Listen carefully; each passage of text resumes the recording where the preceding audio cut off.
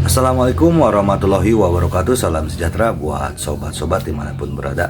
Oke, mari kita lanjutkan saja ceritanya ya guys. Minggu, tanggal 8 September tahun 2024. Bab 3245, Kerja keras seumur hidup. Bab 8531 sampai bab 8535. Semua ksatria memiliki pikiran yang sama. Banyak dari mereka telah menjadi anggota pengawal kavaleri selama beberapa generasi, dan mereka telah berada di antara pengawal kavaleri sejak nenek moyang mereka. Mereka adalah pasukan yang tidak pernah pensiun, dan tentu saja cinta di antara mereka sangat dalam. Terlebih lagi, selama bertahun-tahun, dunia telah berubah. Para ksatria ini dan nenek moyang serta ayah mereka semuanya telah mengalami baptisan donor darah. Masing-masing dari mereka tidak hanya akan bertarung sampai mati untuk melindungi keselamatan prajurit lain dalam perang, tetapi juga akan melakukannya juga berjuang demi keselamatan pejuang lainnya. Setelah kematian, mereka berusaha sekuat tenaga untuk menjaga istri dan anak-anak mereka, memperlakukan anak-anak mereka seolah-olah mereka adalah anak mereka sendiri. Sekarang, rencana pertukaran darah besar-besaran yang akan segera terjadi tidak hanya akan memisahkan mereka dan keluarga mereka selamanya, tetapi juga memisahkan mereka dari banyak generasi rekan seperjuangan. Bagi mereka, tingkat kesulitan dalam menerima hal ini adalah yang kedua setelah kematian. Komandan sepertinya sudah menyiapkan tindakan balasan, dan semua orang secara alami mempercayainya sepenuhnya dan sepenuhnya konsisten dengannya.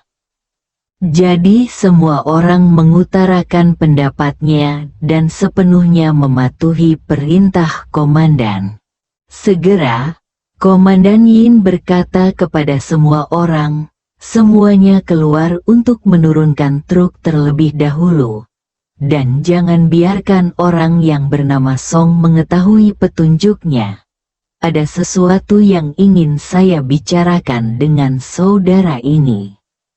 Semua orang segera mengangkat tangan dan berkata, saya patuh. Setelah mengatakan itu, semua orang segera berbalik dan terus memindahkan barang, berpura-pura bahwa apa yang baru saja terjadi tidak terjadi. Saat ini, Ye Chen melihat ke arah Komandan Yin. Dia tidak sepenuhnya mengendalikan kesadaran Komandan Yin.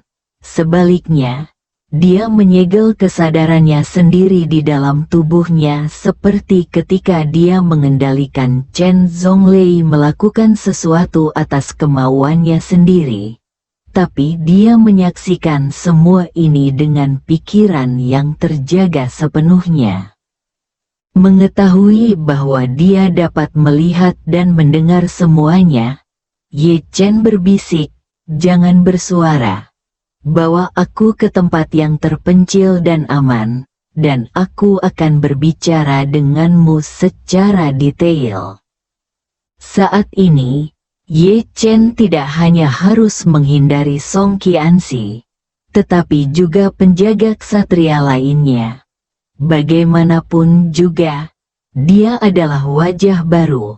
Setiap orang akan memiliki beberapa pertanyaan ketika mereka melihatnya menemukan satu sama lain. Jika Anda tidak mengenal diri sendiri, pasti akan menarik terlalu banyak perhatian orang lain. Oleh karena itu, dia berharap untuk menghindari orang lain terlebih dahulu dan membuka jendela atap untuk mengobrol baik dengan Komandan Yin. Lagi pula, Jika dia ingin mengendalikan ribuan orang untuk mematuhi pengaturannya sendiri, tidak cukup hanya mengendalikannya untuk melakukan sesuatu. Dia harus bersedia melakukannya untuknya. Hanya dengan melakukan sesuatu sendiri dan menggunakan keagungannya di antara orang-orang ini, dan melakukannya dengan sepenuh hati, Anda dapat memiliki kesempatan. Meskipun kesadaran Komandan Yin di luar kendali, secara mengejutkan kesadarannya tetap konsisten dengan tubuhnya.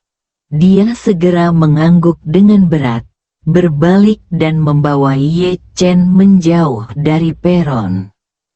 Duke Mining memiliki wilayah yang luas.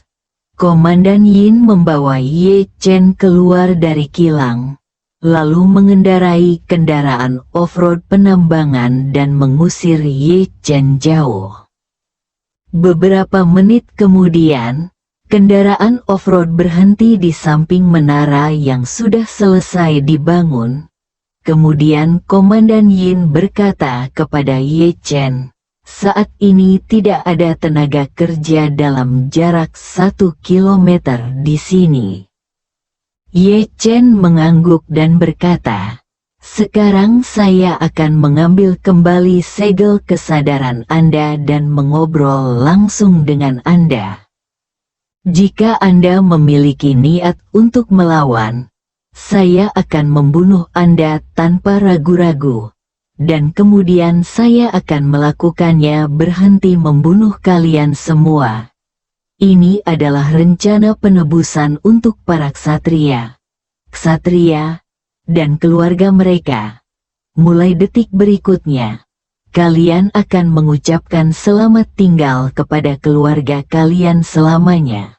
Saya yakin saudara-saudara kalian juga akan segera mengucapkan selamat tinggal kepada keluarga mereka."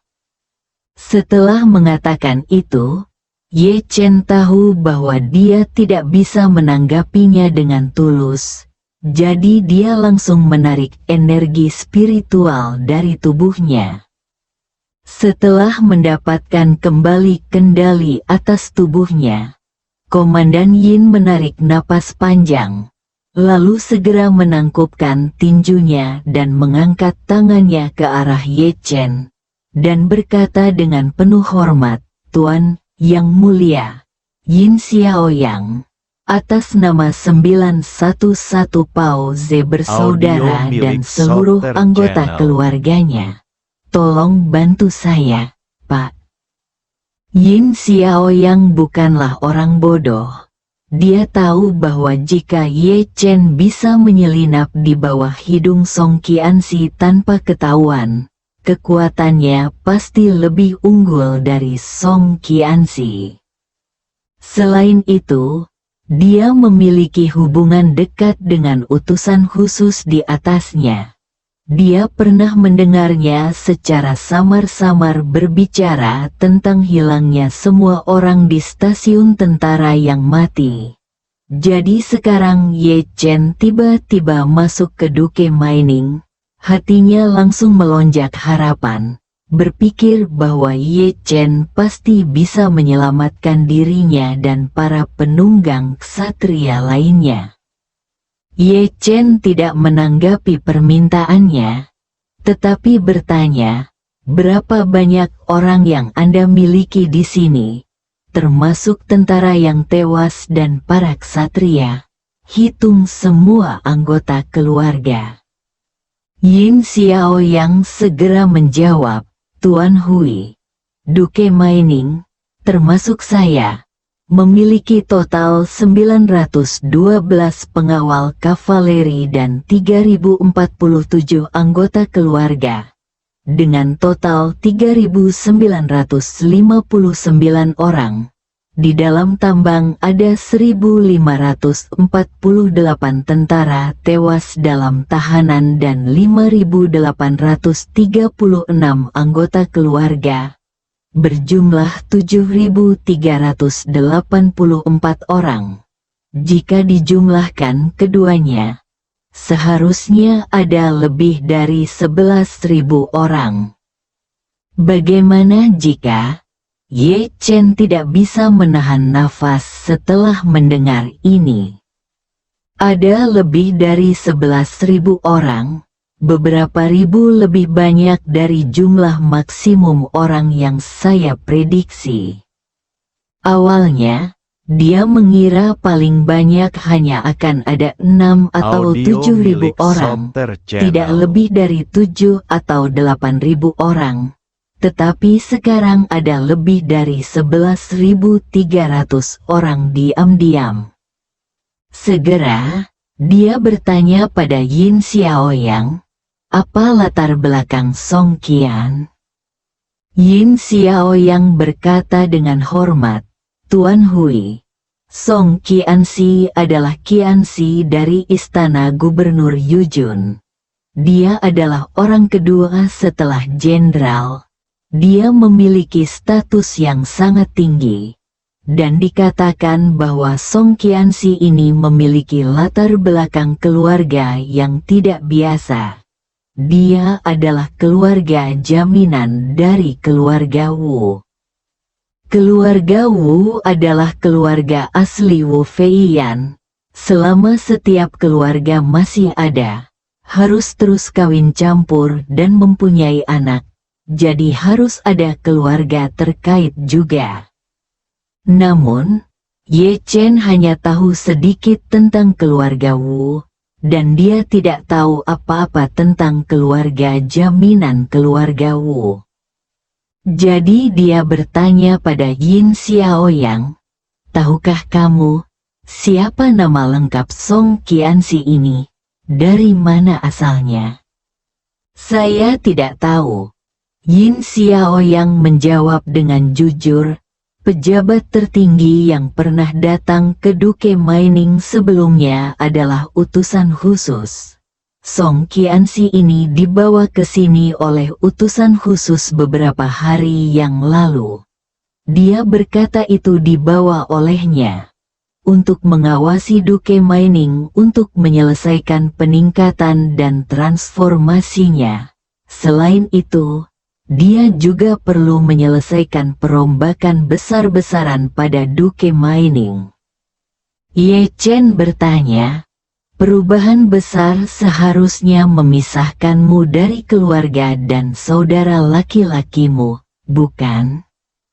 Ya, Yin Xiaoyang mengangguk dan berkata, langkah ini jahat dan jahat. Pasti Tuan Inggris khawatir kita dan pengawal kavaleri akan memblok, jadi dia menyandera keluarga kita. Jika kita ingin bersatu kembali dengan keluarga kita di masa depan, kita hanya bisa berjuang sampai mati dan melakukan pelayanan yang berjasa. Jadi strategi ini tidak hanya akan mematahkan ketidaktaatan kita, tetapi juga membuat kita berjuang sampai mati untuk memberikan kontribusi kepada Tuan Inggris. Petik 2. Ye Chen bersenandung dan bertanya lagi, akankah tentara yang mati berpartisipasi dalam pertukaran darah besar-besaran? Yin Xiaoyang berkata, saya benar-benar tidak mengetahui hal ini. Menurut wanita bermarga Song, pertukaran besar saat ini seharusnya hanya untuk pengawal kavaleri ksatria. Bagaimanapun, prajurit kematian lebih besar dari pengawal kavaleri ksatria, dan itu adalah lebih sulit dioperasikan. Setelah itu, dia melihat ke arah Ye Chen dan bertanya dengan gugup dan penuh harap, Tuan, tolong selamatkan kami, selama kami bisa lepas dari cengkeraman Po King Hui. Kami, para penjaga heroik, bersedia melayani Anda seumur hidup. Ye Chen merenung sejenak dan berkata, saya bisa menyelamatkan Anda. Alasan mengapa saya datang ke sini adalah untuk membawa Anda semua keluar dari sini.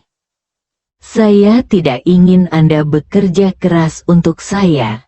Saya hanya ingin Anda berada di sana ketika aku membutuhkanmu. Jika saatnya tiba, bantu aku menangani perkumpulan pocing. Setelah perkumpulan pocing dibasmi, kamu bisa mendapatkan kembali kebebasanmu. Ini bukan janji kosong. Karena jika perkumpulan pocing tidak dilenyapkan, bahkan jika aku segera memberimu kebebasan, kamu tidak akan lolos dari kematian. Jadi jika kamu ingin hidup bebas di bawah sinar matahari bersama keluargamu, kamu harus terlebih dahulu memberantas masyarakat Poking. Yin Xiaoyang berkata tanpa berpikir, saya mengerti apa yang Anda katakan, Tuan. Jika King Hui tidak dilenyapkan selama sehari, saya dan keluarga saya tidak akan pernah memiliki kedamaian. Setelah mengatakan itu, dia tiba-tiba teringat akan racun yang ada di dalam tubuhnya dan bertanya dengan cepat, Pak, saya ingin bertanya kepada Anda harus punya cara untuk membuang racun jahat di tubuh kita. Bukan? Jika racun jahat tidak dihilangkan, kita semua akan terpapar dalam beberapa hari. Mati karena kematian. Ye Chen mengangguk dan berkata dengan tenang, jangan khawatir, saya punya cara untuk menghilangkan racun di tubuh Anda sepenuhnya. Jika tidak, saya tidak akan melakukan pekerjaan tidak berguna ini. Saat dia berbicara, Ye Chen menambahkan, beberapa waktu yang lalu, saya mengambil seluruh pos penjaga ksatria, tentara yang tewas, dan keluarga mereka dari Siprus. Saya sekarang telah menempatkan orang-orang itu di tempat yang sangat aman. Jika mereka tidak pergi, tanpa diduga, saya akan menempatkan Anda di sana. Tetapi ada begitu banyak orang di sini dan letaknya di pedalaman. Jadi akan sulit bagi saya untuk membawa mereka semua sekaligus tanpa ketahuan. Yin Xiaoyang berkata dengan gugup, Tuan, menurut apa yang dikatakan wanita bernama Song, pertukaran darah besar-besaran mungkin dimulai dalam 3 hari. Setelah 3 hari, meskipun kami belum mengganti orang di sini, orang dari stasiun lain akan diganti. Jika kita terlambat 1 hari di jalan, seseorang akan tiba paling lambat 4 hari. Jika kita tidak bisa mengevakuasi mereka semua sebelum itu, saya khawatir kita akan ketahuan. Ye Chen mengangguk dan berkata, waktunya sangat terburu-buru. Saya sudah mengatur tempat pemindahan. Awalnya saya ingin mengirim orang keluar satu demi satu di periode waktu berikutnya. Tapi sekarang sepertinya tidak banyak waktu tersisa. Beri saya lebih banyak waktu untuk bersiap.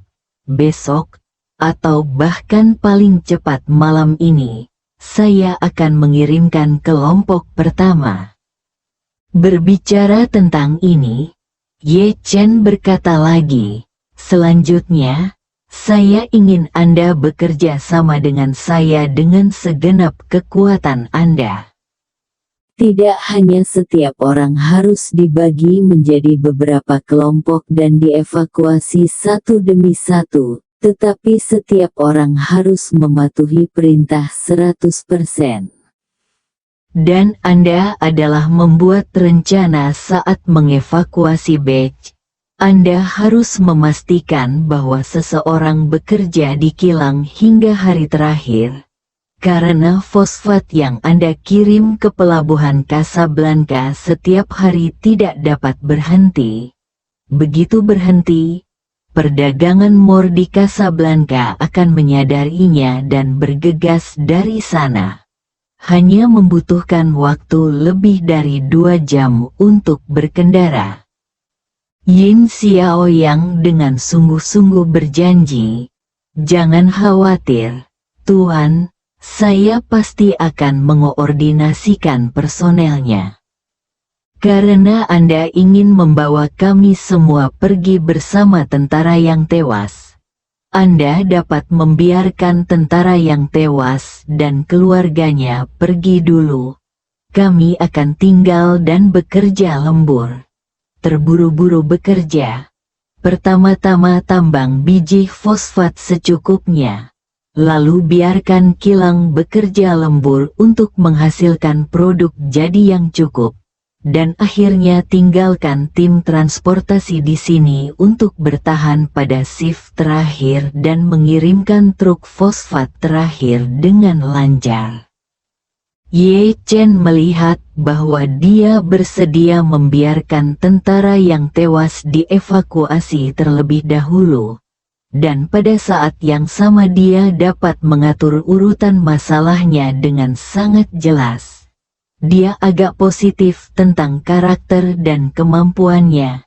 Jadi dia mengangguk puas dan berkata, "Oke, selama kita melakukan segalanya secara ekstrim, 11.000 orang ini akan menghilang dari Maroko di bawah pengawasan Po Qinghui." Bersambung.